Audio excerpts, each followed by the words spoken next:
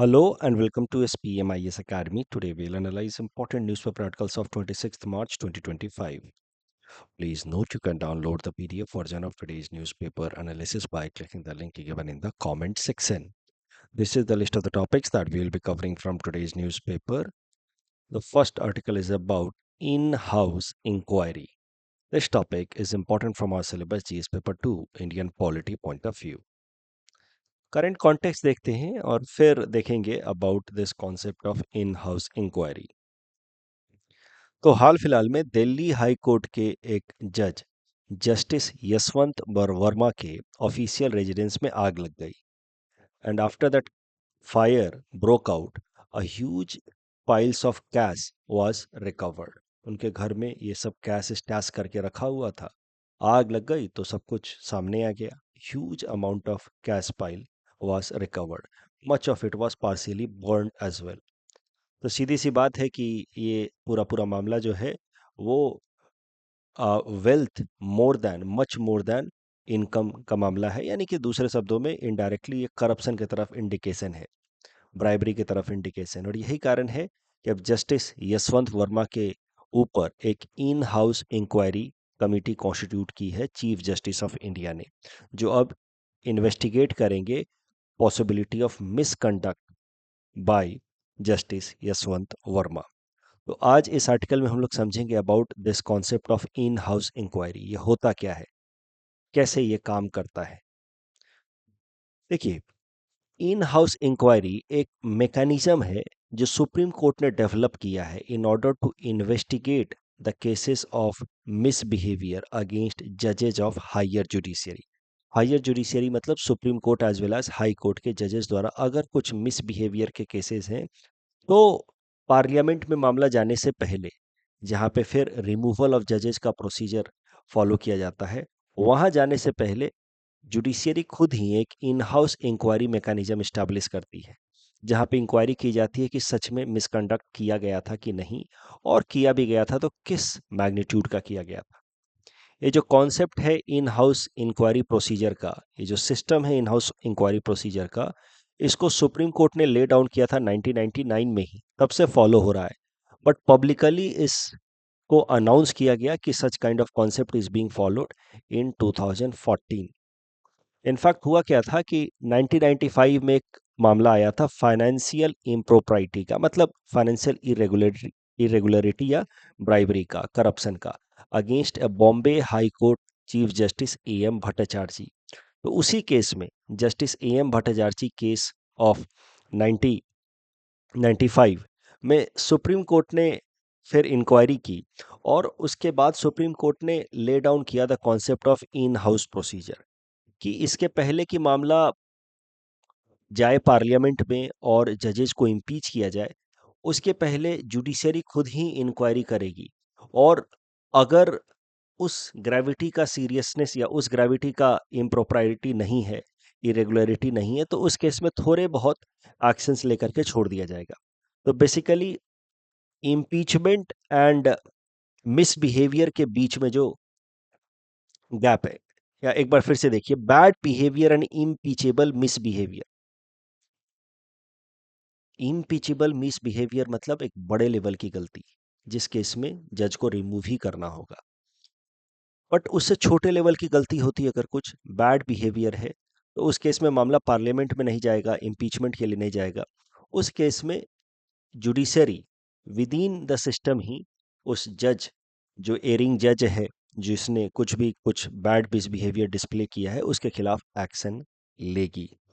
तो ये वर्ड याद रखेंगे तो मेंस आंसर राइटिंग में काम आएगा कि ये जो इन हाउस इंक्वायरी प्रोसीजर लाया गया है, this has been brought in order to deal with those actions which are not as bad or as grave suitable enough for impeachment under article 124 for the supreme court judges and article 218 for high court judges। उतना भी serious मामला नहीं है, but कुछ ना कुछ तो seriousness है जिसके ऊपर कुछ एक्शन लिया जाना चाहिए। तो अगर इम्पीचेबल मिसबिहेवियर नहीं है, yet there is some bad behaviour, तो उस केस में इन हाउस इंक्वायरी की जाती है within the judiciary only, and then जो जज हैं जिनके खिलाफ एलिगेशंस हैं, अगर वो साबित होता है तो कुछ उसी हिसाब से अप्रोप्रिएट मेजर्स लिए जाते हैं। जो भी फाइंडिंग्स होगी इन हाउस इंक्वायरी की, वो जनता के सामने रखा नहीं जाता है। तो मतलब in house inquiry works in a very restricted manner. There is lack of transparency in the functioning of in-house inquiry of judicial system. एक बार थोड़ा और अच्छे से समझते हैं with help of a kind of flowchart system कि क्या होता है in house inquiry and how it is related with the possible impeachment. तो देखिए, इन हाउस इंक्वायरी का प्रोसीजर समझिए। मान लीजिए कि किसी जज के खिलाफ किसी आम जनता ने कंप्लेन किया या किसी इंस्टीट्यूशन या ऑर्गेनाइजेशन ऑफ द कंट्री ने कंप्लेन किया, तो कंप्लेन जो है वो सीधा चीफ जस्टिस ऑफ इंडिया के पास सबमिट किया जा सकता है, या अगर हाई कोर्ट के जज हैं तो हाई कोर्ट के चीफ जस्टिस को सबमिट किया जा सकता है जिस हाई कोर्ट के जज के खिलाफ कंप्लेन किया जा रहा है, या कंप्लेन सीधा सीधा प्रेसिडेंट ऑफ इंडिया के पास भी सबमिट किया जा सकता है। अब चाहे हाई कोर्ट के चीफ जस्टिस के पास कंप्लेन सबमिट हुआ हो या प्रेसिडेंट ऑफ इंडिया के पास सबमिट हुआ हो, they will forward the complaint to the chief justice of India. अब चीफ जस्टिस ऑफ इंडिया को अगर लगता है कि कंप्लेन सीरियस नेचर का है, तब वो आगे इन हाउस इंक्वायरी कमेटी बिठाएंगे। अदरवाइज ही में dismiss the complaint on the face of it then and there itself. तो बेसिकली सबसे पहले चीफ जस्टिस ऑफ इंडिया का डिस्क्रिशन इंपॉर्टेंट है। चीफ जस्टिस ऑफ इंडिया को लगता है कि मैटर सीरियस है तो एक इन हाउस इंक्वायरी बैठाएंगे if he or she believes कि द कंप्लेंट इज सीरियस। वही है ये करंट न्यूज़। जैसा कि मैंने आपको बताया कि हमारे चीफ जस्टिस ऑफ इंडिया को लगता है कि ये जो एलिगेशन है जस्टिस यशवंत वर्मा के अगेंस्ट ये सीरियस है, इसलिए उन्होंने अब इन हाउस इंक्वायरी कमेटी बैठा दी है। तो ये इन हाउस इंक्वायरी कमेटी बैठा दी गई है। अब अगर हाई कोर्ट के जज के अगेंस्ट अगर कोई मामला है, तो उसमें जो इन हाउस इंक्वायरी कमेटी होती है उसमें 3 मेंबर्स होते हैं। 2 हाई कोर्ट चीफ जस्टिसेस, तो 2 अलग-अलग हाई कोर्ट के चीफ जस्टिस होते हैं और 1 हाई कोर्ट के जज होते हैं। ये 3 लोगों की कमिटी होती है जो फिर एलीज्ड जज के अगेंस्ट फिर इन्वेस्टिगेशन करती है।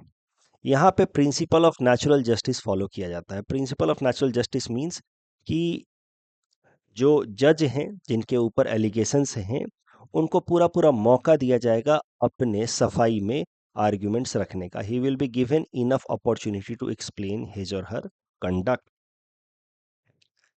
लेकिन अगर इसके बावजूद भी इस इन हाउस इंक्वायरी कमेटी को लगता है कि जज का कंडक्ट इनअप्रोप्रिएट था, यानी कि बैड बिहेवियर था, तो उस केस में in house inquiry committee chief justice of India को एडवाइस करेगी कि इनकी इनका जो कंडक्ट था वो इनअप्रोप्रिएट था, तो वो रिपोर्ट सबमिट होगा चीफ जस्टिस ऑफ इंडिया के पास। और फिर चीफ जस्टिस ऑफ इंडिया उस रिपोर्ट के बेसिस पे उस जज को कहेंगे कि आप रिजाइन कर दीजिए या रिटायर हो जाइए। अगर जज ने रिजाइन करने से मना कर दिया तो उस केस में chief justice of India president को इन्फॉर्म करते हैं कि अब इनका इम्पीचमेंट प्रोसेस शुरू किया जाना चाहिए, और फिर इम्पीचमेंट किया जाता है through parliament.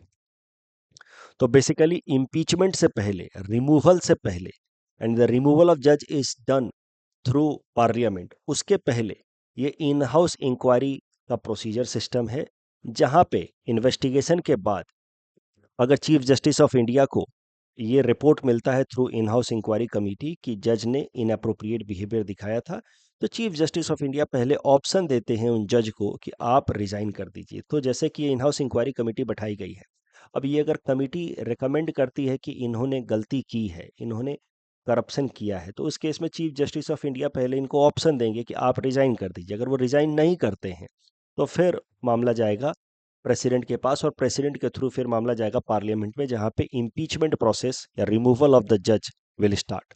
Removal of the जज के लिए क्या कॉन्स्टिट्यूशनल प्रोविजन है? तो हमारे संविधान में सुप्रीम कोर्ट के जजेस के लिए रिमूवल की बात की गई है अंडर आर्टिकल 124 सब क्लॉज 4, और सिमिलरली हाई कोर्ट जजेस के रिमूवल की बात की गई है under article 218। Grounds for removal are two, basically proved misbehaviour and incapacity. Impeachment process में क्या रहता है कि पहले एक मोशन शुरू होगा in either house of the parliament. It has to be signed by 100 MPs in Lok Sabha और 50 एमपीज इन राज्यसभा, जहां से भी शुरू होगा।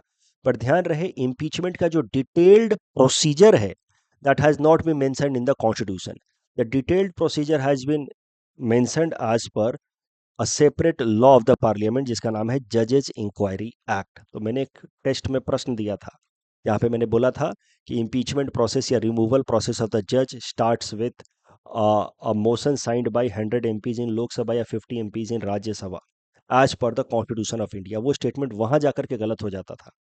हाँ, जजेस के रिमूवल के लिए मोशन स्टार्ट होगा either signed by 100 MPs in Lok Sabha या 50 MPs in Rajya Sabha, but this is not as per the constitutional requirement, this is as per a law जिसका नाम है जजेस इंक्वायरी एक्ट। तो आई होप कोई कंफ्यूजन नहीं है। आर्टिकल 124 सब क्लॉज 4 जो है वो सुप्रीम कोर्ट के जजेस के रिमूवल के बारे में बात करता है। सिमिलरली आर्टिकल 218 हाई कोर्ट के जजेस के रिमूवल की बात करता है। बट क्या एग्जैक्ट प्रोसीजर होगा वो ले डाउन किया गया है एक अलग से कानून में जिसका नाम है जजेस inquiry act brought in the year 1968। Grounds for removal are two proved misbehaviour and incapacity. अब मोशन या तो लोकसभा में शुरू होगा जज के रिमूवल का या तो राज्यसभा में शुरू होगा। अब दोनों ही हाउस में से जहां पे भी वोटिंग हो रही होगी इस मोशन के ऊपर वहां पे क्या रिक्वायरमेंट है for this motion to be accepted वो देखते हैं। 2/3 of the members of present and voting must approve it and overall the number of votes must exceed 50% of the total membership. तो जो हाउस है उसका टोटल मेंबरशिप का 50% से ज़्यादा होना चाहिए और उस टाइम में जो प्रेजेंट एंड वोटिंग मेंबर उसमें से 2/3 मेंबर सपोर्ट करेंगे तभी जाकर के जज को रिमूव किया जा सकता है। तो एक बार जब ये मोशन दोनों ही हाउस से पास हो गया राज्यसभा और लोकसभा से, then it will be sent to the president of India and then president of India will issue an order for the judge's removal। एक बात और प्रीलिम्स पर्सपेक्टिव से आपको याद रखनी है कि हमारे संविधान में the word impeachment has not been used for removal of supreme court and high court जजेस। बेसिकली इम्पीचमेंट वर्ड हम लोग आम बोलचाल की भाषा में इस्तेमाल कर देते हैं बट संविधान में जजेस के रिमूवल के लिए इम्पीचमेंट वर्ड का इस्तेमाल नहीं किया गया है। इस टॉपिक डिस्कशन के बेसिस पे ये प्रीलिम्स प्रैक्टिस क्वेश्चन है। Please attempt this question and submit the answer in the comment section. ये मेंस का प्रश्न है। जुडिशियरी पे अगर प्रश्न आएगा तो ऐसा ही आएगा। आइडिया यही होगा बेसिकली जुडिशियरी को लेकर के सारा डिबेट ही यही है कि कितना उनको इंडिपेंडेंस दिया जाए और कैसे उनकी अकाउंटेबिलिटी इंश्योर की जाए। जब बहुत ज़्यादा इंडिपेंडेंस दे दिया जाता है जैसे अभी के केस में है, जजेस अपॉइंट जजेस, एग्जीक्यूटिव का कोई कंट्रोल है ही नहीं, तो we are too much focusing on independence but this is bringing lack of transparency in the functioning of judiciary या लैक ऑफ जुडिशियल अकाउंटेबिलिटी। तो कहीं ना कहीं national judicial commission, national judicial appointment commission, NJAC and all, इस तरीके का कुछ तो सिस्टम लाना होगा जहां पे अकाउंटेबिलिटी एंड इंडिपेंडेंस दोनों ही बैलेंस हो जाए। Independence is important, it is part of basic structure but at the same time judiciary needs to be accountable also. ये क्या है कि आप इन हाउस इंक्वायरी भी करते हैं तो भी उसका रिपोर्ट जो है वो आम जनता के सामने नहीं आता है। इस तरह के एलिगेशंस लगा रहे हैं कुछ कॉन्स्टिट्यूशनल एक्सपर्ट्स कि जुडिशियरी, खासकर हमारे जो वाइस प्रेसिडेंट हैं, वो इस बात को बार बार रेज कर रहे हैं कि जुडिशियरी को ट्रांसपेरेंट तरीके से काम करना होगा if it has to maintain the trust of common people in itself. The next topic is about Black Sea ceasefire. This topic is important from our syllabus GS paper 2 international relations point of view. Black Sea, सबसे पहले black Sea के location के बारे में देखते हैं। तो यहाँ पे है कहीं पे Black Sea, that means on the south eastern margin of Europe. Black Sea के आसपास के अगर देशों की बात की जाए तो एक तरफ है टर्की, फिर उसके थोड़ा नॉर्थ में है Georgia, then Russia, then Ukraine, then we have Romania and then Bulgaria. Black Sea के अंदर ही है यहाँ पे Crimean peninsula. The Crimean peninsula earlier belonged to Ukraine but in 2014 ये Crimean peninsula was forcefully taken up by Russia from Ukraine. इस Crimean peninsula में यहाँ पे एक बड़ा ही स्ट्रैटेजिक पोर्ट है, इंपॉर्टेंट पोर्ट है जिसका नाम है सेवास्तोपोल पोर्ट। उस सेवास्तोपोल पोर्ट के लिए ही मेनली रसिया ने इस क्रीमियन पेनिनसुला को अक्वायर किया फ्रॉम यूक्रेन इन 2014। इसके बाद से ही फिर रसिया को किक आउट कर दिया गया था from G8 grouping, G8 became G7 and all. तो रसिया ने पहले भी टेरिटोरियल अग्रेशन दिखाया हुआ है यूक्रेन के अगेंस्ट। 2014 में ये क्रीमियन पेनिनसुला को फोर्सफुली अक्वायर कर लिया था यूक्रेन से। और अब रसिया जो है यूक्रेन के कई सारे हिस्सों में, ईस्टर्न रीजन्स में एक्सपेंशन कर रहा है, अग्रेशन दिखा रहा है। तो ये मेजर एरिया है जहाँ पे वॉर चल रहा है between Russia and Ukraine. Russia has longest coast line in the Black Sea, followed by Turkey. And अगर ब्लैक सी की बात की जाए तो थोड़े से और इंपॉर्टेंट मैपिंग देख लेते हैं। ये रहा Black Sea, right. Black Sea can be considered as the margin of Mediterranean Sea. उसके तुलना में Mediterranean Sea is the larger one which ultimately opens into Atlantic Ocean. तो अगर हमें ब्लैक सी से मेडिटेरियन सी में जाना है तो क्या क्या चीज़ें हमें बीच में मिलेंगी वो जरा देखते हैं। ये है ब्लैक सी, राइट। यहाँ पे ये है स्ट्रेट ऑफ कर्च, यहाँ याद रखिएगा, कर्च स्ट्रेट या स्ट्रेट ऑफ कर्च। उसके ऊपर ये वाला जो सी है इसका नाम है Sea of Azov, Sea of Azov, Strait of Kerch, फिर ब्लैक सी। अब जो ब्लैक सी वाला हिस्सा है, जो एक तरफ टर्की है, दूसरे तरफ फिर मेनलैंड यूरोपियन कंट्रीज हैं, अदर यूरोपियन कंट्रीज, वहाँ पे जरा इंपॉर्टेंट वाटर बॉडीज को देखिए। ये है Bosporus Strait which connects Black Sea with Sea of Marmara. ये है Sea of Marmara. Then Sea of Marmara through Dardanelles Strait opens into Aegean Sea. This is Aegean Sea. And then Aegean Sea ultimately opens into Mediterranean Sea. तो अगर यहाँ पे देखा जाए तो सी of Azov, Sea of ओजोव, ठीक है, फिर कर्च स्ट्रेट, फिर ये Bosporus Strait, Sea of Marmara, Dardanelles Strait, Aegean Sea, Aegean Sea, and then that Aegean Sea opens into Mediterranean Sea. Black Sea की अगर बात की जाए तो इसकी सॉलिनिटी काफ़ी लो है, क्योंकि यहाँ पे बड़ी बड़ी नदियाँ जैसे कि डैन्यूब या नाइपर रिवर ये ड्रेन करती हैं। अगर इन्वायरमेंट के पर्सपेक्टिव से ब्लैक सी की बात की जाए तो Black Sea forms world's largest meromictic basin. Meromictic term क्या होता है? ये ऐसा वाटर बॉडी है जहाँ पे जो अपर लेयर ऑफ वाटर है it does not frequently mix with the lower level. ऐसे जोन को कहा जाता है मेरोमिक्टिक बेसिन, जहाँ पे water from the upper layer does not mix with the lower layer. इस कारण से जो लोअर लेयर ऑफ वाटर होता है it becomes anoxic zone. Anoxic zone मतलब zone with low oxygen concentration, जिस कारण से ब्लैक सी के नीचे वाले हिस्से में मैरी टाइम बायोडाइवर्सिटी ज़्यादा है नहीं, वहाँ पे बहुत ज़्यादा एनिमल्स या प्लांट्स सर्वाइव नहीं करते हैं because it is anoxic zone. अब करंट डेवलपमेंट की बात की जाए, मेनली मैंने कवर ही किया है ताकि आपको ब्लैक सी के बारे में बता सकूं, ब्लैक सी की इंपॉर्टेंट मैपिंग को करवा सकूं। बट यू सी ब्लैक सी वाला एरिया में अलग अलग जोन में पिछले 3 साल से वॉर चल रहा है बिटवीन रसिया एंड यूक्रेन। ये वाला हिस्सा है जहाँ पे वॉर चल रहा है on the land, territorial conflict यहाँ चल रहे हैं, और ब्लैक सी में भी अलग अलग हिस्सों में कन्फ्लिक्ट चल रहा है। अब यहाँ से बहुत सारा इंपॉर्टेंट ट्रेड फ्लो करता है, खासकर अगर यूक्रेन की बात की जाए तो ये इंपॉर्टेंट ग्रेन सप्लायर है, और रसिया भी इंपॉर्टेंट सप्लायर है कई सारे मिनरल्स का। अब यहाँ से इंपॉर्टेंट ट्रेड फ्लो करता है, because of the war the trade is getting, और the sea line of communication is getting hindered. तो अब इसी डायरेक्शन में एक सीज फायर नेगोशिएट किया जा रहा है। तो Black Sea has become a theatre of conflict between Russia and Ukraine over last 3 years, which has affected global supplies. I have told you that अब यूएस और रसिया के जो ऑफिशियल्स हैं they have now assembled in Saudi Arabia, जहां पे a diplomatic talk has begun. वहां पे कुछ यूक्रेन के भी ऑफिशियल्स को बुलाया गया है। तो बेसिकली यूएस, रसिया और यूक्रेन के officials they have met in Saudi Arabia in order to discuss a cease fire in the Black सी।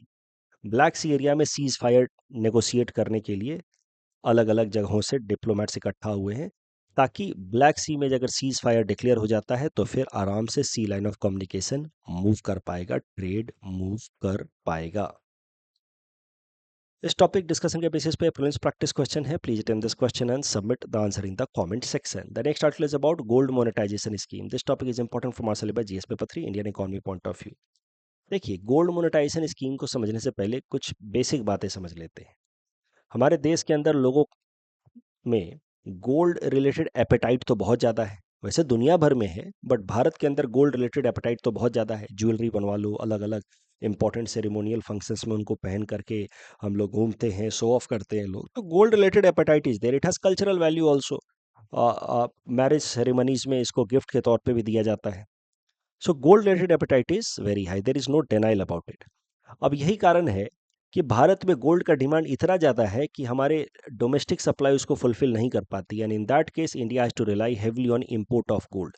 जिस कारण से हमारे देश का बहुत सारा फॉरेक्स रिजर्व बाहर जाता है because of excessive demand of gold.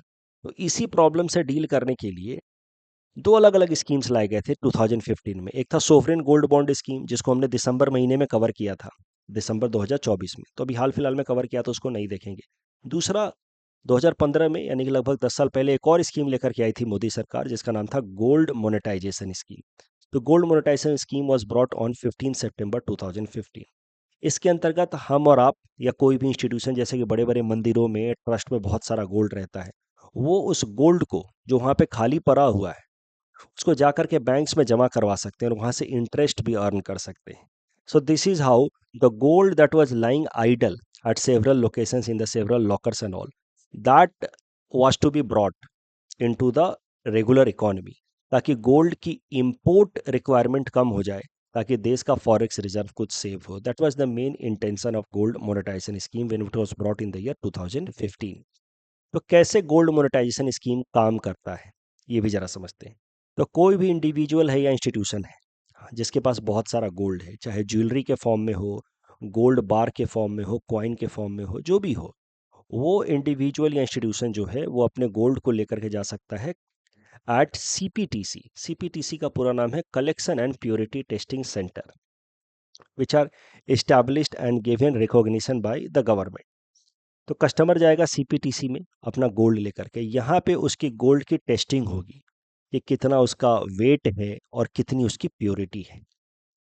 एक बार जब गोल्ड की टेस्टिंग हो जाएगी वेट एंड प्योरिटी की, उसके बाद उस कस्टमर के कंसेंट से, यानी कि जब वो अप्रूवल देगा कस्टमर, तो उस गोल्ड को मेल्ट किया जाएगा और मेल्ट करके उसको एक स्टैंडर्ड बार फॉर्म में कन्वर्ट किया जाएगा. तो बेसिकली सीपीटीसी तो वेट एंड प्योरिटी मेजर करता है. फिर जब कस्टमर अप्रूवल देगा तो सीपीटीसी उसको भेज देगा रिफाइनरी में, जहाँ पे उस गोल्ड को मेल्ट किया जाएगा और स्टैंडर्ड बार्स में कन्वर्ट किया जाएगा. और साथ ही साथ सीपीटीसी ही फैसिलिटेट करेगा इस कस्टमर का एक बैंक के अंदर गोल्ड अकाउंट खुलवाने में. तो मान लीजिए कि आपका 100 ग्राम सोना था 24 कैरेट का, तो उस हिसाब से आपका एक बैंक में गोल्ड अकाउंट खोल दिया जाएगा, गोल्ड सेविंग्स अकाउंट. सो इस तरीके से तीन एंटिटीज इन्वॉल्व होते हैं. कस्टमर तो गोल्ड लेकर के आएगा, एक तरफ है सीपीटीसी जो वेट मेजर करेगा, प्योरिटी मेजर करेगा. उसके बाद कस्टमर जब अप्रूवल देगा तो उसको रिफाइनरी में भेज दिया जाएगा और रिफाइनरी उसको गोल्ड बार में कन्वर्ट कर देगा. और बैंक जो है उस कस्टमर का एक गोल्ड सेविंग अकाउंट खोल देगा. That's refinery will make the gold available to the bank. Bank क्या करेगा इस गोल्ड का, वो चाहे तो इस गोल्ड को किसी दूसरे ज्वेलर शॉप को लोन पे दे सकता है, या बैंक इस गोल्ड को अपने पास रिजर्व के तौर पे रखेगा, बिकॉज हर बैंक को कुछ गोल्ड रिजर्व रखना पड़ता है as per the mandates of RBI. अब ये जो कस्टमर का अकाउंट खुला है गोल्ड सेविंग्स अकाउंट, ये थोड़ा अलग तरीके का अकाउंट होता है. इसमें जो अमाउंट डिपॉजिट हुआ है वो गोल्ड के वेट में डिपॉजिट हुआ, जैसे 100 ग्राम सोना इस अकाउंट में डिपॉजिट हुआ है, और इंटरेस्ट भी गोल्ड ग्राम्स में ही मिलेगा. फॉर एग्जांपल 2.5% पर एनम जो इंटरेस्ट मिलता है. इसका मतलब ये है कि अगर आप 100 ग्राम गोल्ड सेविंग्स अकाउंट आपने खोला है, तो आपको 2.5 ग्राम्स पर ईयर इंटरेस्ट के तौर पे मिलेगा. तो यहाँ पे the deposit is done in terms of gold and the interest is also raised in terms of gold. अब जब मैच्योरिटी हो जाएगी, मान लीजिए कि 10 साल बाद जब मैच्योर हुआ, तो आपने जो बेसिक गोल्ड सबमिट किया था 100 ग्राम, प्लस जो इंटरेस्ट के साथ गोल्ड हुआ, कलेक्टिवली प्रिंसिपल प्लस इंटरेस्ट जो होगा वो आपको इक्विवेलेंट गोल्ड रिटर्न करेगा बैंक, या तो फिर उस गोल्ड का इक्विवेलेंट कैश में कितना अमाउंट होता है as per the prevailing rate, उस टाइम में जो रेट चल रहा होता है मैच्योरिटी के टाइम में, वो अमाउंट बैंक कस्टमर को देगा। So this is how gold monetisation scheme works. इससे क्या हुआ कस्टमर को फायदा कि उसका जो गोल्ड पड़ा हुआ था लॉकर में, अब गोल्ड पड़े पड़े तो उसका वेट नहीं बढ़ सकता ना, लेकिन यहाँ पे अब उस गोल्ड के बदले में गोल्ड ही इंटरेस्ट के तौर पे मिलेगा। और मैच्योरिटी के टाइम में कस्टमर चाहे तो या तो गोल्ड ले ले या तो फिर उसको कन्वर्ट करा ले इन कैश। तो इस तरीके से गवर्नमेंट ने होप किया था कि gold monetisation scheme will help in bringing the idle gold lying at different places, जिससे import dependency of gold will reduce, जिससे हमारा फॉरेक्स रिजर्व बचेगा। But gold monetisation scheme was not very successful, in fact partially failure ही हुआ, क्योंकि लोग जो हैं वो अपने लॉकर में गोल्ड ज्वेलरी वगैरह रखते हैं इस उम्मीद में कि कभी कोई सेरेमनीज वगैरह होगी तो वहां पे गोल्ड पहन करके जाएंगे, शो ऑफ करेंगे, फ्लॉन्ट करेंगे, राइट। अब अगर उसको आपने जमा कर दिया अंडर गोल्ड सेविंग्स अकाउंट, तो फिर उसको ज्वेलरी के फॉर्म में कैसे इस्तेमाल कर पाओगे। तो इस कारण से ज़्यादा गोल्ड मोनेटाइजेशन स्कीम सक्सेसफुल हो नहीं पाया। लोग लॉकर में रखते हैं, ठीक है, लॉकर का पड़ा हुआ गोल्ड का वेट नहीं बढ़ रहा है, बट कभी कभार तो काम आ जाता है ना उसको पहनने में एज ए ज्वेलरी। तो इस कारण से gold monetisation scheme was not very successful. ये जरा देख लेते हैं गोल्ड मोनेटाइजेशन स्कीम के लिए हु आर एलिजिबल। तो इंडियन रेजिडेंट्स, चाहे वो इंडिविजुअल्स हो, ट्रस्ट हो, या Hindu undivided families, as well as NRIs are eligible for gold monetization scheme. जो इनकम होगा गोल्ड मोनेटाइजेशन स्कीम पे that is taxable. There is no maximum deposit limit under gold monetisation scheme. और gold monetisation scheme के अंतर्गत तीन तरीके के terms हैं, यानी कि पैसा, ये जो गोल्ड है वो शॉर्ट टर्म बैंक डिपॉजिट में डाला जा सकता है 1 से 3 साल के लिए, मीडियम टर्म डिपॉजिट में डाला जा सकता है 5 से 7 साल के लिए, या लॉन्ग टर्म डिपॉजिट्स में डाला जा सकता है फॉर 12 to 15 ईयर्स। तीनों पे इंटरेस्ट रेट वैरी करेगा। जैसे जो शॉर्ट टर्म बैंक डिपॉजिट होता है उसमें जो इंटरेस्ट होगा that will be decided by bank on their own. आप जिस भी बैंक में जमा कराने जाएंगे वो बैंक तय करेगा कि शॉर्ट टर्म डिपॉजिट पे कितना वो आपको इंटरेस्ट देने वाला है in terms of gold. Medium term deposit generally होता है 2.25% इंटरेस्ट पे, लॉन्ग टर्म डिपॉजिट होता है 2.5% इंटरेस्ट पर एनम पे। अब करंट न्यूज़ ये है कि भारत सरकार ने फैसला किया है कि वो long term and medium term gold monetisation scheme को बंद कर रहे हैं। So government will discontinue medium term and long term deposits under gold monetisation scheme from 26 March 2025, while short term deposit that is for 1 to 3 years will continue at the discretion of individual banks। तो ये चलता रहेगा, इस पे कितना interest देना है वो इंडिविजुअल्स और बैंक्स आपस में नेगोशिएट करके तय करेंगे, but medium and long term gold monetisation scheme deposit is going to be over. तो जो एग्जिस्टिंग अकाउंट्स हैं वो तो चलते रहेंगे till their maturity, but after 26 March that is from today, now medium term and long term gold monetisation scheme के अंतर्गत deposit नहीं किया जा सकेगा। इस टॉपिक डिस्कशन के बेसिस पे प्रीलिम्स प्रैक्टिस क्वेश्चन है, please attempt this question and submit the answer in the comment section. The next article is about permafrost region of Jammu and Kashmir. This topic is important from our syllabus GS paper 3 environment point of view।